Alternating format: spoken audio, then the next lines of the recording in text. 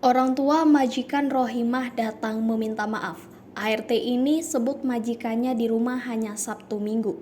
Rohimah berumur 29 tahun, ART yang menjadi korban penyekapan dan penganiayaan oleh dua majikannya membeberkan sosok majikannya. Kedua majikannya itu adalah Yulio Christian dan Laura Francilia. Majikan tersebut memiliki rumah di perumahan Bukit Permata, Blok G1, Desa Cilame, Kecamatan Ngamprah, Kabupaten Bandung Barat atau KBB, tempat Rohimah bekerja selama ini. Rohimah menyebut kedua majikannya itu jarang berada di rumah, dalam satu minggu hanya 2 hari mereka datang. Senin sampai Jumat tidak ada di rumah cuma baru Sabtu dan Minggu saja. Saya tidak tahu mereka kerja apa, ujarnya saat diwawancarai tribunjabar.id Rabu 2 November 2022 di kediamannya di Kampung Nangot, Desa Pangereunan, Kecamatan Limbangan, Kabupaten Garut, Jawa Barat.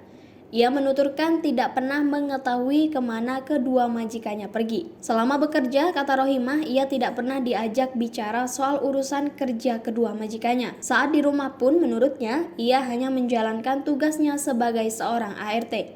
Jika berbuat salah, maka kedua majikannya itu akan menghukumnya. Saya ingat yang pertama kali memukul saya adalah suaminya, saat itu gara-gara lupa mematikan keran air, katanya.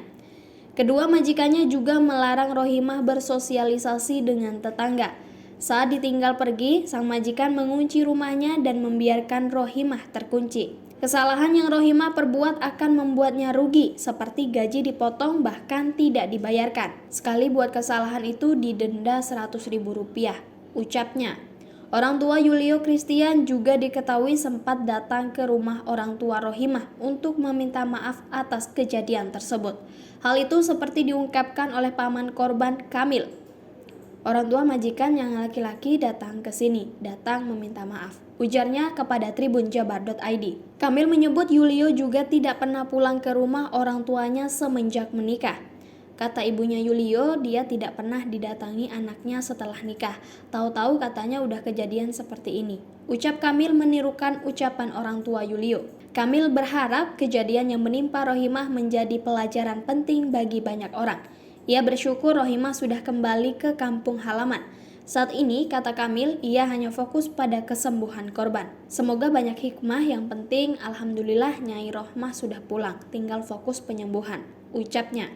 Diberitakan sebelumnya, pasangan suami istri Yulio Christian dan Laura Francilia terus berdalih soal perlakuannya menyekap asisten rumah tangga atau ART, yakni Rohimah, dengan menggembok pintu rumahnya. Seperti diketahui, keduanya ditetapkan menjadi tersangka karena selain menyekap, mereka juga menyiksa Rohimah di rumahnya di perumahan Bukit Permata, RT 4 RW 22, Desa Cilame, Kecamatan Ngamprah, Kabupaten Bandung Barat. Wakapolres Cimahi Kompol Niko N. Adiputra mengatakan, berdasarkan hasil pemeriksaan, keduanya tetap berdalih bahwa aksi menggembok pintu rumah dan pagar karena sudah biasa ketika keduanya keluar dari rumah. Berdasarkan keterangan mereka, selalu mengunci dan menggembok pagar serta pintu rumah itu sudah menjadi kebiasaan, ujarnya saat ditemui di Mapolres Cimahi Rabu 2 November 2022. Namun, pengakuan tersangka ini berbanding terbalik dengan kenyataan. Pasalnya, saat itu korban diketahui oleh warga sedang berada di dalam rumah dengan kondisi wajah babak belur dan pintu digembok dari luar. Atas hal tersebut, polisi juga meyakini bahwa keduanya memang sengaja menyekap korban agar tidak kabur setelah secara terus-menerus disiksa selama kurun waktu 3 bulan terakhir. Apakah dengan menggembok pintu rumah dan pagar itu sebagai upaya mencegah korban kabur atau bukan? Intinya, sesuai keterangan tersangka bahwa pagar dan pintu digembok itu karena sudah kebiasaan, kata Niko. Niko mengatakan terkait benar atau tidaknya bahwa kedua tersangka menggembok rumah untuk mencegah korban tidak kabur, nanti hal itu akan terbukti dalam persidangan.